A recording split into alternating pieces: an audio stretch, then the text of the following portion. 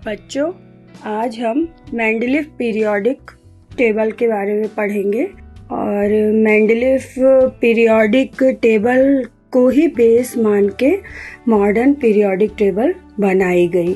Mendeleev ने अपना जो टेबल बनाया था उसके लिए उन्होंने एटॉमिक वेट को बेस माना था। तो बच्चों, सबसे पहले हम ये समझेंगे कि मेंडलीफ ने जो लॉ दिया था वो क्या था। उसको हम बोलते हैं मेंडलीफ का पीरियोडिक लॉ। तो बहुत ही सरल शब्दों में अपन इसको ये समझ सकते हैं बच्चों कि उन्होंने क्या किया कि जितने भी एलिमेंट्स उस टाइम में डिस्कवर हुए थे, 63 एलिमेंट्स थे उस टाइम, उन्होंने उस 63 एलिमेंट्स का एक टेबल बनाया था और एटॉमिक वेट को बेस मानकर सारे एलिमेंट्स को एटॉमिक वेट के इंक्रीजिंग ऑर्डर में रखा था इस टेबल पे, और एक लॉ दिया था। और इस लॉ में उन्होंने ये कहा था कि एलिमेंट्स की फिजिकल और केमिकल प्रॉपर्टी एटॉमिक वेट का पीरियोडिक फंक्शन होती है। अब पीरियोडिक फंक्शन आप लोगों को थोड़ा सा लग रहा होगा कि ये क्या है पीरियोडिक फंक्शन। मैं आपको बताती हूँ। जैसे देखिए, फॉर एग्जाम्पल x = y। इसका क्या मतलब हुआ? इसका ये मतलब हुआ कि x डिपेंड कर रहा है y पे। उसी तरह से पीरियोडिक फंक्शन मतलब होता है कि एक का दूसरे पे डिपेंड होना। मतलब एलिमेंट्स की जो फिजिकल और केमिकल प्रॉपर्टी होती है वो एटॉमिक वेट पे डिपेंड करती है ना। इसका ये मतलब उन्होंने फिर ये स्टेट दिया था कि एलिमेंट्स की फिजिकल और केमिकल प्रॉपर्टीज एटॉमिक वेट का पीरियोडिक फंक्शन होती हैं। ये तो हो गया मेंडलीफ का पीरियोडिक लॉ। अब अपन मेंडलीफ का पीरियोडिक टेबल देख लेते हैं। देखिए, उन्होंने क्या किया था, उनकी सबसे खास बात ये थी मेंडलीफ की कि उन्होंने अपने पीरियोडिक टेबल में 63 एलिमेंट्स डिस्कवर हुए थे और 63 एलिमेंट्स को ही रखा था। उन्होंने क्या किया था, 8 वर्टिकल लाइंस खींची थी जिनको उन्होंने ग्रुप बोला। मतलब 8 ग्रुप थे इसमें, और उन्होंने 7 हॉरिजॉन्टल लाइंस खींची थी जिसको इन्होंने पीरियड कहा। मतलब मेंडलीफ का जो पीरियोडिक टेबल था उसमें 8 ग्रुप थे और 7 पीरियड्स थे। अब इसके बाद इन्होंने इसको और इजी किया। जो 8 ग्रुप थे उसको 2-2 सब ग्रुप ए और बी में डिवाइड कर दिया था।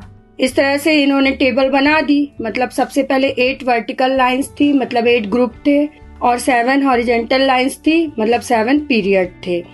8 खड़ी लाइन थी और 7 आड़ी लाइन थी।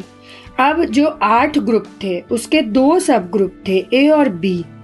अब मेंडलीफ ने ये बोला कि जितने भी एक ग्रुप में एलिमेंट्स है, सारी फिजिकल और केमिकल प्रॉपर्टीज इनकी सेम होती है। और इनका ये भी कहना था कि एक ग्रुप के जो 2 सब ग्रुप हैं, ए और बी, तो सब ग्रुप में भी जो एलिमेंट्स प्रेजेंट रहते हैं उनकी भी फिजिकल और केमिकल प्रॉपर्टीज सेम होती है। और इस तरह से मेंडलीफ ने एक टेबल तैयार कर लिया था अपना।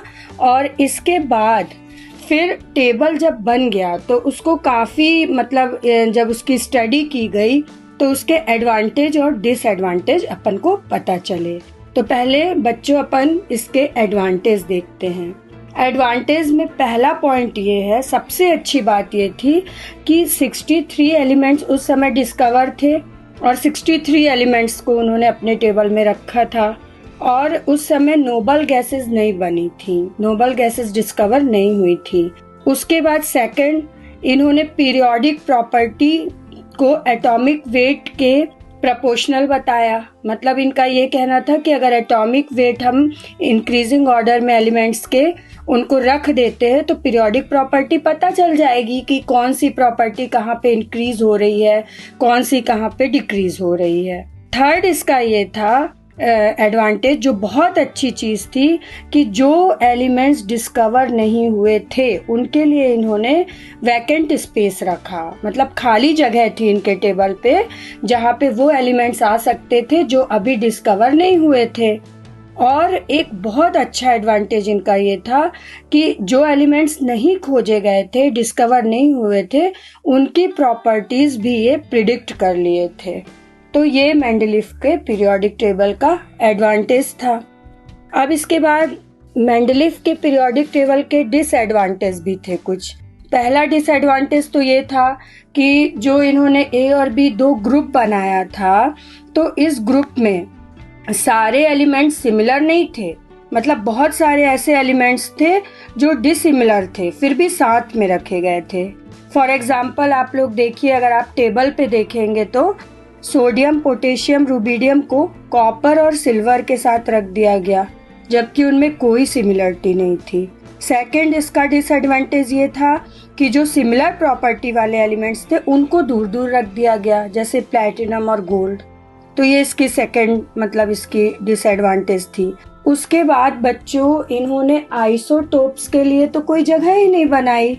आइसोटोप्स आप स्टडी कर चुके हो पहले एटॉमिक स्ट्रक्चर में, और आप जानते हो क्या होते हैं। आइसोटोप्स क्या होते हैं बच्चों? आइसोटोप्स वो होते हैं जिनके atomic number same, atomic weight अलग अलग। तो आप जानते हो हाइड्रोजन के 3 आइसोटोप्स थे। तो अगर ये तीनों आइसोटोप्स को अलग अलग रखा जाएगा तो फिर तो एटॉमिक वेट के अकॉर्डिंग ये टेबल पूरा गलत हो गया। तो ये सब इनके डिसएडवांटेज थे बच्चों। और बाद में फिर मॉडर्न पीरियोडिक टेबल आई। लेकिन हाँ, मेंडलीफ पीरियोडिक टेबल को ही बेस मानकर आगे जो मोसले ने पीरियोडिक टेबल बनाई थी वो मेंडलीफ पीरियोडिक टेबल पे ही बेस्ड थी। और मेंडलीफ पीरियोडिक टेबल बनने के बाद काफी फायदा मिला था एलिमेंट्स को स्टडी करने में।